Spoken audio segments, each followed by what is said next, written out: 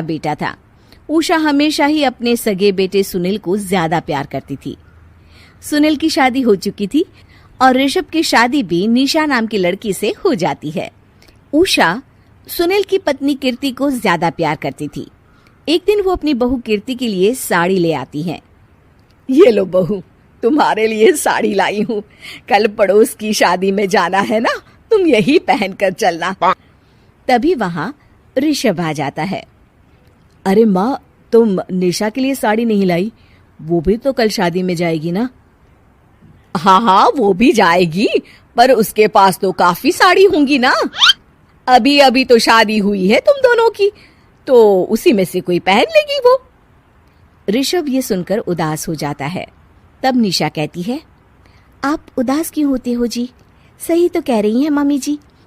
मेरे पास तो बहुत साड़ियां हैं और सारी की सारी नई हैं। मैं उन्हीं में से कोई पहन लूंगी। वो बात नहीं है निशा। माँ मेरे साथ तो सौतेला व्यवहार करती ही थी, पर मुझे लगता था कि मेरी पत्नी के साथ वो ऐसा कभी नहीं करेंगी, पर आज उन्होंने तुम्हारे साथ भी वैसा ही व्यवहार किया। ऋषभ उदास होकर अपने कमरे में चला जाता है। ऋषभ को उदास देखकर निशा को अपनी सास पर बहुत गुस्सा आता है। एक दिन उषा सुनील को कुछ पैसे दे रही होती है। ले बेटा सुनील, ये कुछ पैसे रख ले और बहू को कहीं घुमा लिया। जी मम्मी जी। सुनील वहां से चला जाता है। मम्मी जी, आपने इन्हें तो कभी पैसे नहीं दिए। ऐसा सौतेला व्यवहार आप क्यों करती हैं? बहू, ये किस तरह से बात कर रही हो तुम अपनी सास से? कोई ऐसे सवाल करता है कि अपनी सासू से? सास, अरे जिस दिन से मैं इस घर में आई हूँ ना, आपने तो मुझे अपनी बहू माना ही नहीं। हमेशा कीर्ति भाभी के लिए ही सब कुछ लाती हैं।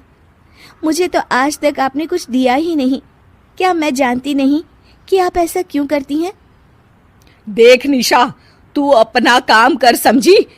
मेरे से बहस करने की कोई जरूरत नहीं है। तभी वहां ऋषभ आ जाता है। निशा, माँ से ऐसे बात नहीं करते। तुम जाओ अपने कमरे में। हाँ, जा रही हूँ। मुझे भी इनसे बात करने का कोई शौक नहीं है। निशा अपने कमरे में चली जाती है और ऋषभ भी वहां आ जाता है। निशा, तुमने माँ से क्यों झगड़ा किया? क्योंकि आप तो कुछ कहते ही नहीं, बस चुपचाप सहते रहते हैं। किसी को तो आवाज उठानी होगी ना। कोई बात नहीं निशा, तुम गुस्सा मत करो, शांत हो जाओ। निशा रसोई में खाना बना रही होती है। तभी वहां कीर्ति आ जाती है। निशा, तुम मार्केट से ये सामान ले आओ। मैं क्यों जाऊं? आप भी तो जा सकती हो ना। दिख नहीं रहा कि मैं खाना बना रही हूँ? हाँ तो क्या हुआ, खाना बनाने के बाद चली जाना। हाँ, खाना भी मैं ही पकाऊं, बाजार जाकर सामान भी मैं ही ले आऊं। खुद तो कुछ करोगी नहीं, है ना? ओहो, जुबान तो देखो कैसे चल रही है। सुनो, तुम अभी आई हो इस घर में, तमीज में रहो, वरना सासू माँ से कहकर मायके भिजवा दूंगी तुम्हें। हाँ। ओह, हाथ लगाकर दिखाओ मुझे, देख लूंगी। बहुत मनमानी हो गई तुम दोनों की, समझी? निशा लिस्ट कीर्ति के ऊपर फेंक देती है। कीर्ति निशा को मारने आती है तो निशा उसका हाथ मोड़ देती है। मर गई रे, छोड़ मेरा हाथ। आज के बाद मुझसे कोई बदतमीजी की तो अच्छा नहीं होगा। कीर्ति रोते हुए अपने कमरे में चली जाती है। उस निशा चुड़ैल ने मेरा हाथ मोड़ दिया। मुझे नहीं रहना इस घर में। अरे कैसी बेकार की बातें कर रही हो। अरे निकालना ही है तो ऋषभ और निशा को निकालेंगे। नहीं, मुझे अलग घर चाहिए। कान खोलकर सुन लीजिए, हम दोनों इस घर से जल्द जाएंगे। आप नए घर का इंतजाम कीजिए बस। मैं इन दोनों के साथ ज्यादा नहीं रह सकती। हाँ, वैसे मैं भी कुछ दिनों से सोच रहा था। अच्छा हुआ तुमने कह दिया, मैं माँ को भी बता देता हूँ। माँ, वो क्या करेंगी तुम्हारे साथ जाकर? मैं चाहती हूँ कि तुम और मैं, बस हम दोनों ही कहीं शिफ्ट हो जाएं, इस सब झमेले से दूर। अरे पर माँ को यहाँ छोड़कर इस तरह से जाना ठीक नहीं रहेगा कीर्ति। वैसे वो तुम्हें कितना प्यार भी तो करती हैं। नाम का ख्याल रखती है, क्योंकि तुम सगे बेटे हो ना, इसलिए। तुम अगर सौतेले होते तो मेरे साथ भी ऐसे ही सलूक करती जैसे अभी तुम्हारे सौतेले भाई और उसकी पत्नी से करती है।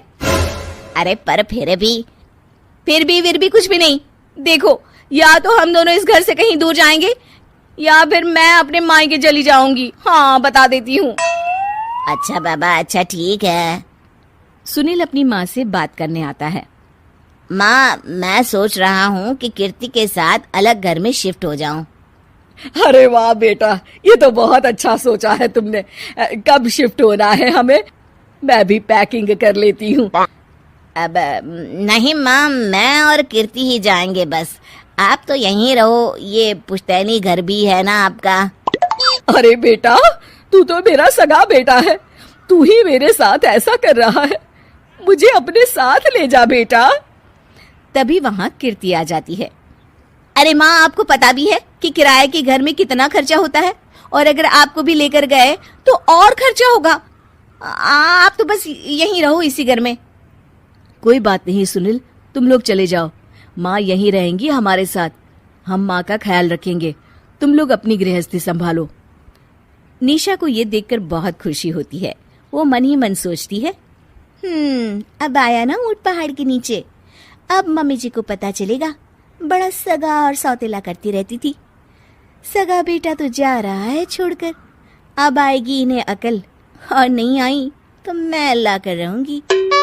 निशा अपनी सास को कैसे अपने सौतेले बेटे से मिलाएगी, जानने के लिए देखिए सौतेली माँ पार्ट 2।